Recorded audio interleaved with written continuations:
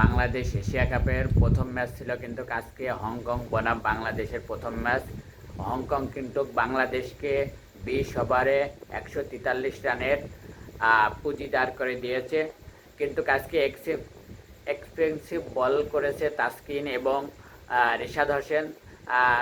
তারা কিন্তু 30+ করে রান দিয়েছে। তাসকিনের কাছে এটা আশা করিনি। তাসকিন একটা কিন্তু ভালো মানের বলার এবং অনেক দিন থেকে বাংলাদেশ জাতীয় দলে খেলছে এই টিমে।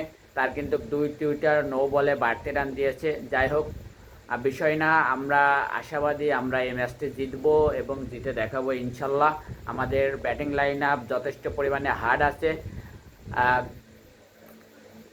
15 ওভারে যখন 102 রান হয় আমরা ভাবছিলাম যে স্কোরটা মনে হয় 160+ হয়ে যাবে, এটা মনে করছিলাম, নিজে থেকে মনে হচ্ছিল। কিন্তু না, অ্যারাউন্ড 150-র নিচে আছে স্কোরটা। ইনশাল্লাহ আমরা জিততে পারবো, আমাদের মনে আশাবাদী। এবং একটি জায়গায় খারাপ লেগেছে, সেটা হলো